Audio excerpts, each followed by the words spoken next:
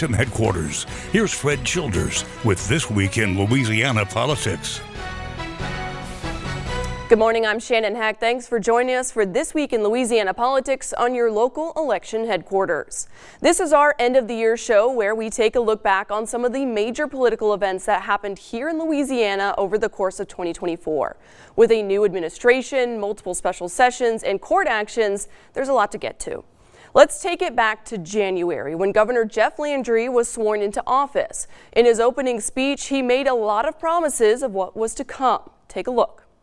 Ladies and gentlemen, please welcome Governor-elect Jeffrey Martin Landry and his wife, Sharon Louise LeBlanc Landry. Jeff Landry's inaugural address started off with a warm welcome and highlighting the beauty and hospitality that Louisiana is known for. This is our home. This is your home.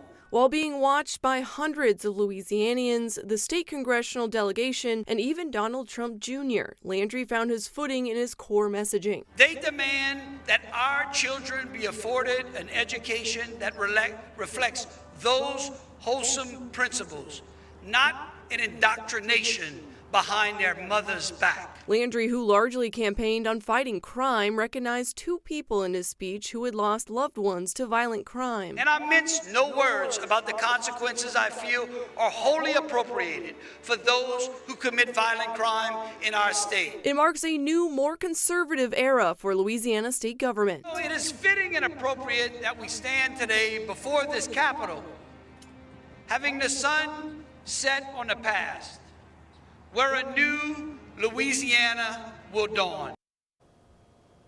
Now, Landry wasted no time getting to work on a pile of issues awaiting for him on the fourth floor of the Capitol. One thing he wanted to get to first was redrawing the state's congressional districts amid a court order.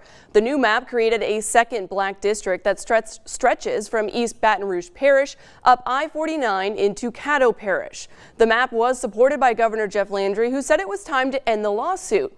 But some saw it as a political vendetta against Congressman Garrett Graves, who held the seat in its previous form. But the Louisiana Legislative Black Caucus took this as a win for their representation. We are ensuring that fairness and equal representation will occur for our congressional districts. We're making sure that the people, the black people of Louisiana, do not have their votes diluted. The map quickly faced challenges in court, with some saying it is a racial gerrymander.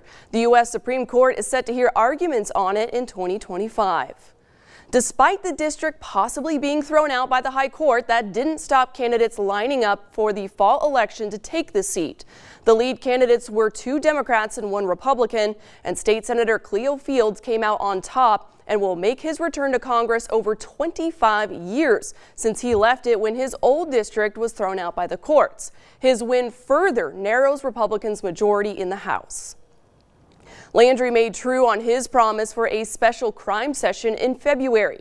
One of the major bills expanded the ways the state can execute death row inmates. The bill added nitrogen hypoxia and the electric chair to the toolkit on top of lethal injection. There was tense debate in the Senate over the new methods. While lawsuits claim they are torture to inmates, others say the methods are needed to bring justice to victims' families. We are not here to create the law of the death penalty. It's already the law of the land. We're here to expand the law to include other legal methods of execution, as well as to protect those involved with the lethal injection process.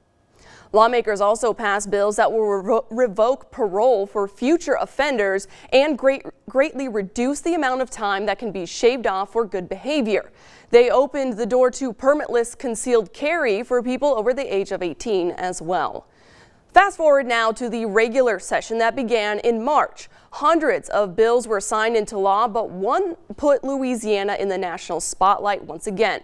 And that was a bill that reclassified two abortion-inducing drugs as dangerous controlled substances. Take a look back in the heat of the debate this spring. The Louisiana Senate voted overwhelmingly to accept the amendments on a bill that would classify 2 drugs that can induce abortions as controlled dangerous substances. Now that bill heads to the governor's desk, where he's already indicated that he will sign it. Louisiana is the first state to take such a step to curb access to mifepristone and misoprostol. Putting the drugs under Schedule 4 means if someone is found to be in possession of the drugs without a prescription, they can face up to 5 years in prison. State Senator Thomas Presley brought the bill originally to up the penalties for coerced abortion by fraud after his sister was dosed with the abortion drug without knowing by her husband. What could I do to take a proactive step as opposed to a retroactive step of stopping this harmful act from occurring? And I believe that placing this medication into Schedule 4 is the right step. Over 200 doctors wrote a letter to the legislature asking them not to create a barrier to physicians' ease of prescribing appropriate treatment. Lawmakers fear there will be delays to getting women the medication with the additional guardrails in place. I believe that this amendment will ultimately lead to hurting health care for women. I just disagree with him on this. And I base my decision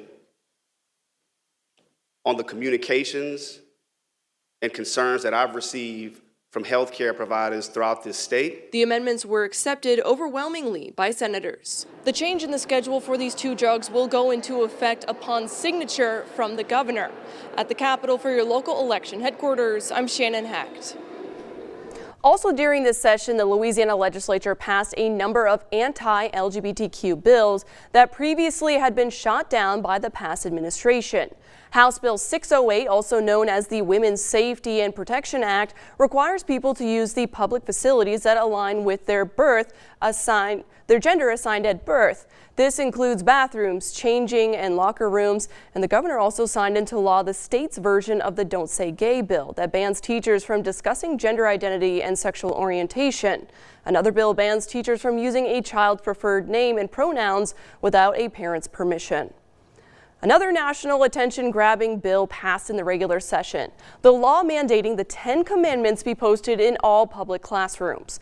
The law has already had a slew of court hearings, and the ACLU of Louisiana says that they are prepared to go all the way to the Supreme Court if they have to. The state made arguments that the 10 commandments have a key role in formulating the country and its laws. Historians on the stand in one of the hearings in the federal court said that that's not the case. Arguments are scheduled before a Fifth Circuit panel on January 23rd. And a third special session was held at the end of the year to overhaul the state's tax code. Some big changes to the state's revenue streams will be coming in the new year. Take a look at my breakdown of what you can expect.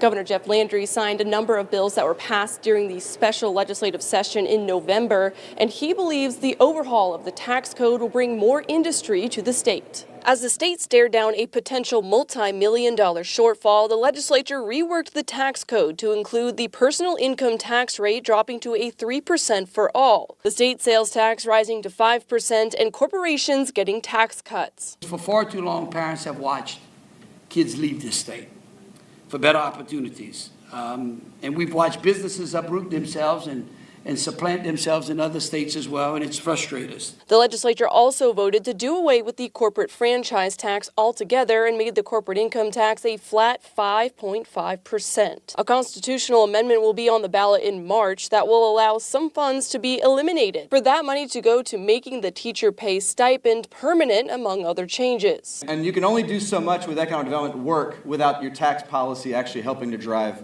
growth, which is what this state needs. The 5% sales tax will be in addition to any local sales tax, which in some cities will now be more than 10% combined. Landry touted industries like Meta announcing their new facilities in Louisiana, saying changes like this make the state more business-friendly. A lot of those tax changes you can expect to see starting on January 1st. At the Capitol for your local election headquarters, I'm Shannon Hecht. We will have more of our look back at the major political events in Louisiana this year, and we'll take a look across the state after the break.